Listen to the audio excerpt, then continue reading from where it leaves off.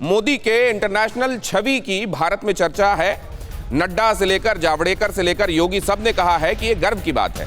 चुनौतीपूर्ण साल में भी प्रधानमंत्री मोदी को सम्मान मिला है और सर्वे में मोदी के मैनेजमेंट को अमेरिकी एजेंसी ने माना है। WHO ने भी मोदी के सम्मान की तारीफ की है।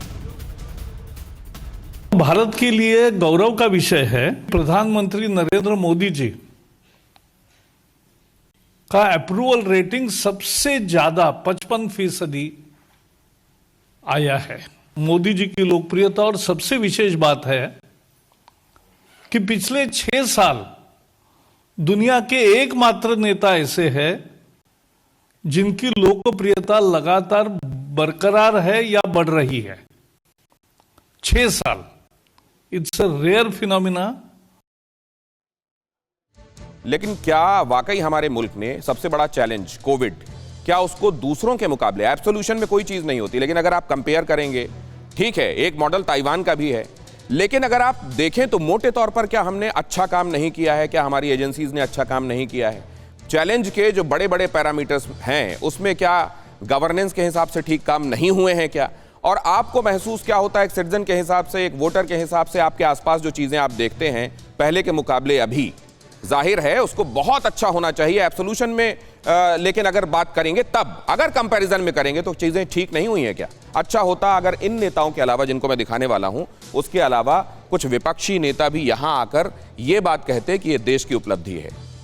क्या देश के प्रधानमंत्री का सम्मान देश का सम्मान नहीं है? लेकिन प्रकाश जावड़ेकर कहते हैं मोदी को जो स्थान मिला वो गर्व की बात है। लेकिन क्यों प्रकाश जावड़ेकर, योगी, क्यों नड्डा, इनको कहना पड़ता है? क्यों कोई विपक्ष का नेता भी आकर अपना सुर क्यों नहीं मिलाता? इसमें देश के विकास के लिए उनका निश्चित विजन है, विजन के लिए कार्यक्रम बनाते हैं और उसका क्रियान्वयन सफल रहता है, ये कहा है प्रकाश जावड़ेकर ने। योगी आदित्यनाथ कह रहे हैं प्रधानमंत्री का दिल से अभिनंदन और मोदी सरकार पर लोगों का भरोसा दिखाता है, ये जेपी नड्डा कह रहे हैं। लेकिन ऐसा क्यों है कि ये नेता बात कर रहे हैं और कोई विपक्ष का नेता, बड़ा नेता सामने आकर, हालांकि विपक्ष लोकतंत्र में मजबूत विपक्ष होना चाहिए, लेकिन क्या ये किसी सरकार की कामयाबी ही है, उसकी लोकप्रियता ही है कि उसके संदर्भ में आप देखते हैं कि विपक्ष सिकुड़ता हुआ नजर आ रहा है? क्या ये समझा जाना चाहिए, जैसा अभी अतीकुर रहमान साहब कह रहे थे, कि विपक्ष को लेकर किस तरीके का रवैया और नजरिया है, जनता कर रही है या गवर्नमेंट कर रही है? खारिज कौन कर रहा है किसको, जरा इस पर भी समझ लें।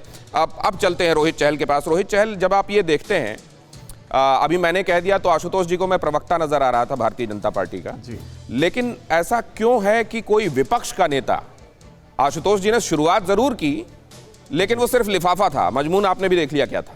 जी देखिए दिनेश जी, मैं बस आ रहा हूं। आशुतोष जी आप पूरी बात कहिएगा, आपके मन में जो आता है कहिएगा, थोड़ा धीरज रखिए। देखिए अतीकुर रहमान जी और हाजी साहब जो है मुस्लिम समाज से आते हैं, वो माइनॉरिटी की बात लगातार प्रयास में लगे हुए। लेकिन मुझे लगता है कि अफगानिस्तान, जो सऊदी अरब है, शायद सबसे बड़ा मुसलमानों का एक देश माना जाता है, क्योंकि वहां पर order of the Abdullah Zahid Al Saad award दिया गया। मेरी बात का जवाब आप क्यों नहीं दे रहे हैं? आप ये क्यों गिना रहे हैं? ये उपलब्धियां गिनाई नहीं है, ये रोहित चहल साहब नहीं गलत बात देखिए। मेरा सवाल क्या है, ये उपलब्धियों की फहरिस्त तो हमने अभी प्रकाश जावड़ेकर साहब ने भी बताया ना कौन कौन से अवार्ड मिले। गजनी अमर अमुल्ला अवार्ड है, ठीक है, ये उनकी ये फोटो है। उसके बाद आप आ जाइए फिलिस्तीन का, सारे मुस्लिम देश बता रहा हूं, ये जो माइनॉरिटी की बात करते हैं, तो अगर इतना ही माइनॉरिटी भारत में परेशान होता तो ये देश अवार्ड क्यों देते?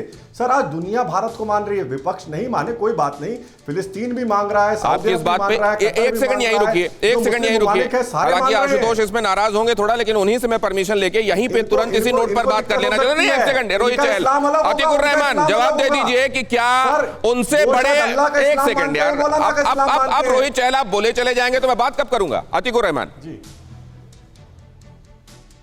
सऊदी अरब का इनको अवार्ड देना, अमेरिका का अवार्ड देना, ये पॉलिटिक्स है। और आप सिर्फ सिर्फ पॉलिटिक्स की बात क्यों कर रहे हैं? प्लीज मैं कंप्लीट कर लूं, प्लीज मैं कंप्लीट कर लूं। यहाँ पर वो भी बीच में बोलेंगे फिर, प्लीज।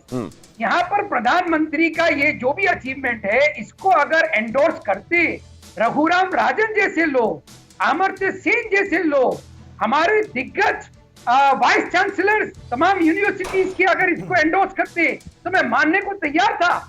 यहाँ पर अपनी पीठ थपथपा, तो ये पॉलिटिक्स नहीं है अतीकुर रहमान, चलाकर ये पॉलिटिक्स नहीं है। नहीं, अमर्त्य सेन पॉलिटिक्स नहीं हो सकता है। नहीं, वो पॉलिटिक्स नहीं है, वो बिल्कुल वो अमर्त्य सेन पॉलिटिक्स नहीं हो सकता ना है। उनको लेकर कहाँ सूरत नहीं पॉलिटिक्स हो रही है, सकता टैगोर को लेकर भी नहीं हो रही है, अमर्त्य सेन को भी लेकर कहाँ, एकदम बिल्कुल नहीं, हम लोग पॉलिटिक्स ये गवर्नमेंट हाईजैक करना किसी की लेगेसी चलिए ठीक है, ठीक है। आशुतोष आ रहा हूं, रोहित चहल आपसे 3 बार बात हो गई है, फिर आशुतोष मुझको नहीं छोड़ेंगे, कहेंगे आप प्रवक्ता भी हैं और केवल उनको मौका दे रहे हैं। हाँ आशुतोष, और क्या 2 प्रवक्ताओं से लड़ना पड़ता है। हाँ बिल्कुल दीजिए। हाँ चलिए, देखिए आपने बोला कि जब प्रकाश जावड़ेकर जी बोलते हैं और विपक्ष में कोई नहीं बोलता है, यही अंतर होता है भारतीय राजनीति में। अगर आपको याद हो कि भारतीय जनता पार्टी के पास भी ऐसे नेता हुआ करते थे कि विपक्ष खड़ा होकर उनका साथ देता था। आप अटल बिहारी वाजपेयी की बात कीजिए ना, पूरा विपक्ष साथ में खड़ा होता था उनके लिए। आप मनमोहन सिंह की बात कीजिए ना, अटल बिहारी वाजपेयी खुद खड़े होते थे। अटल बिहारी वाजपेयी तो हर समय कांग्रेस में उस समय की बात करते थे कि पुरानी सरकारों ने क्या किया, लेकिन यहाँ ढोल तो खुद ही बजाया जा रहा है और कुछ लोग ढोल बजाने के लिए रखे गए हैं।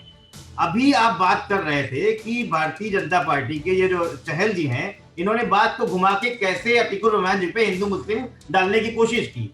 ऐसे प्रवक्ता सिर्फ जहर घोलने के लिए पैदा किए जाते हैं, ये तथ्यात्मक बात नहीं करते हैं। और उत्तर प्रदेश की और देश की बात कर रहे थे। नहीं आशुतोष, जो बात मैं इनसे पूछ रहा था, मेरी बात पूरी होने दीजिए। नहीं, आपकी बात पूरी कीजिएगा ना, मैं अपना मेरी बात भी सुन लीजिए, आप बात पूरी कर लीजिएगा। मेरी बात पूरी होने दीजिए। अरे आप ही से सवाल कर रहा हूँ, किसी और के पास नहीं जा रहा हूँ, मैं बस इतना सा पूछ रहा हूँ, आप महसूस क्या करते हैं इन रेटिंग से, कितनी अलग एहसासात हैं आपको? मैं महसूस क्या करता हूँ सुनिए, मैं महसूस ये करता हूँ कि भारतीय मीडिया, अभी कुछ दिन पहले आप ही का चैनल नहीं, एक चैनल और है, वैक्सीन गुरु के नाम पे हमारे मोदी जी को बना रहा था और फोटो लगा रहा था, तो क्रिटिसाइज हुए ऑल ओवर वर्ल्ड। ये 27 दिसंबर की बात है और नोट कीजिएगा, आप लोग बहुत रिसर्च करते हैं। 27 दिसंबर के दिन यूनाइटेड स्टेट ऑफ अमेरिका में 1,90,00,000 लोग वैक्सीनेटेड हो गए थे। ब्रिटेन में, यूनाइटेड किंगडम में 60 लाख लोग उस दिन तक वैक्सीनेटेड हो चुके थे। रशिया में 44 लाख हो चुके थे। चाइना में 10 लाख हो चुके थे। कनाडा में 30,000 हो चुके थे। और इजराइल जो सबसे अच्छा दोस्त है, वहां भी 20 लाख वैक्सीनेटेड हो गए। नहीं, अब एक चीज मुझे, हमारे यहाँ वैक्सीन मैं समझ गया, आपने डेटा बहुत अच्छे से, बहुत वक्त लेकर आपने डेटा पढ़ लिया। अब ये बहुत लंबी, अब ये डेटा पूरा बताएंगे क्या? 16 देशों का पूरा बताएंगे, कहां किस डेट में वैक्सीनेशन हुआ? 27 दिसंबर को मोदी जी वैक्सीन गुरु हो गए थे। तो क्या समझते हैं आज वैक्सीन आने वाली है तो वो तो देश में राज करेंगे।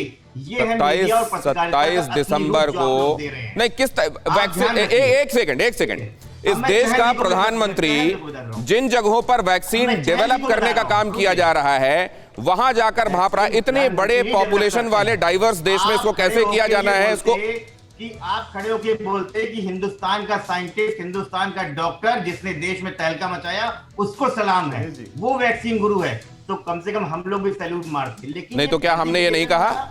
ये आप अलग कर सकते हैं क्या? देश के प्रधानमंत्री और डॉक्टर में कंपेयर कर सकते हैं क्या? नाम लिया आप डॉक्टर और आप दोनों को अलग क्यों कर रहे हैं?